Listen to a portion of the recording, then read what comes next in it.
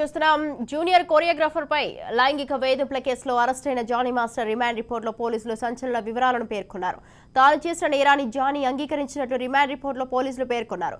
దురుద్దేశంతోనే Johnny master ఆమెను assistant గా చేర్చుకున్నాడని పోలీసులు తేల్చారు. ఇక 2020లో ముంబైలోని ఓ హోటల్లో తన అసిస్టెంట్ పై జానీ లైంగిక దాడికి పాల్పడ్డాడు. లైంగిక దాడి జరిగినప్పుడు బాధితురాలి వయసు 16 ఏళ్లు.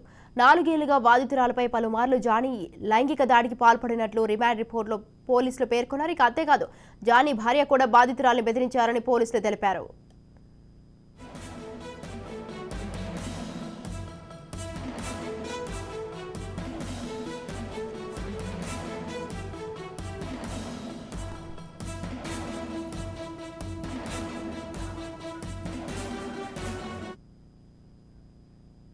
రైట్, ఈ విషయంపై మరింత సమాచారం మా ప్రతినిధి చిన్నబాబు ఫోన్ లైన్ లో ఉన్నారు. చిన్నబాబు, అది జూనియర్ కొరియోగ్రాఫర్ పై లైంగిక వేధింపుల ఆరోపణల్లో అరెస్ట్ అయినటువంటి జానీ మాస్టర్ ప్రస్తుతం చెంచల్గూడ జైల్లో అయితే ఉన్నారు. ఆయనని 14 రోజుల పాటు రిమాండ్ విధిస్తూ అయితే ఉప్పర్పల్లి కోర్టు అయితే తీర్పునిచ్చినట్టు తెలుస్తుంది. ఆయన ఇంతకుముందు అయితే junior choreographer assistant junior choreographer లైంగిక ఆరోపణల విషయమై ఈ నెల 15న నార్సింగ్ పోలీస్ స్టేషన్ లో జానీ మాస్టర్ పై ఫిర్యాదు చేయడం జరిగింది. ఆ తర్వాత పోలీసులు అతని కోసం జానీ మాస్టర్ కోసం విచారణ అంటే ఆయన కోసం వెతకడం ప్రారంభించాడు. ఆయన ఒక 5 రోజులుగా కూడా పరారులో ఉన్నట్టు తెలుస్తుంది. అయితే 5 రోజుల తర్వాత ఆయన గోవాలో ఉన్నట్టు కనుగొన్నట్టు ఎస్ఓటి పోలీసులు అయితే స్పెషల్ ఆఫీసర్ పోలీసులు ఆయన్ని తీసుకొని వచ్చారు. గోవా నుంచి ఇక్కడికి తీసుకొని వచ్చి హైదరాబాద్ వెంటనే ఇక్కడ ఉన్నటువంటి ఉప్పర్పల్లి కోర్టులో అయితే హాజరుపరుచున్నట్టు తెలుస్తుంది. అయితే ఉప్పర్పల్లి కోర్టులోనైతే ఆయన 14 రోజులు రిమాండ్ విధిస్తూ అయితే కోర్టు తీర్పు ఇచ్చింది. దీనిలో భాగంగా ఆయన వెంటనే పోలీసులు చెంచల్గూడ జైలుకు కూడా తరలించడం జరిగింది. అయితే ఎప్పుడైతే కోర్టుకు వచ్చాడో కోర్టుకు వచ్చిన సందర్భంలో మీడియాను కూడా అక్కడికి అనుమతించలేదు. పోలీసులు భారీగా బందోబస్తు ఏర్పాటు చేసి భారీ బందోబస్తు మధ్య ఆయననైతే జానీ మాస్టర్ అయితే అక్కడికి చెంచల్గూడ జైలుకు తరలించడం జరిగింది.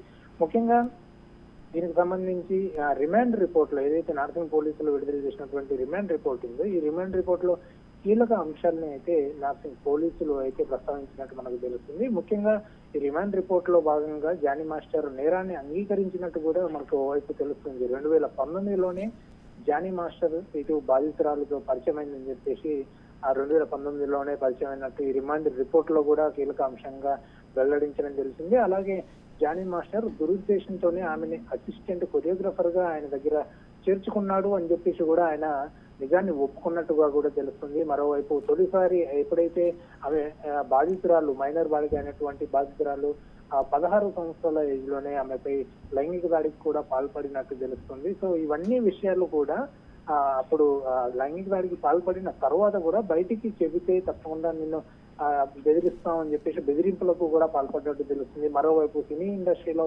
అవకాశాలు రాకుండా ఎదగకుండా ఉండేందుకు కూడా అందరితో అక్కడ ఆయన పలుకుబడి ఉపయోగించి కూడా ఆమెని బెదిరింపులకు పాల్పడినట్టు మనకు తెలుస్తుంది. దాంతో పాటు మరీ ముఖ్యంగా ఇటు జానీ మాస్టర్ సతీమైనటువంటి సుమలత కూడా ఇటు ఆ మైనర్ బాలిక బాధితురాలు ఎవరైతే ఉన్నారో ఆమెను బెదిరించినట్టు తెలుస్తుంది. ఇంటికి వెళ్లి కొట్టినట్టు కూడా ఆమె ఫిర్యాదులో పేర్కొంది.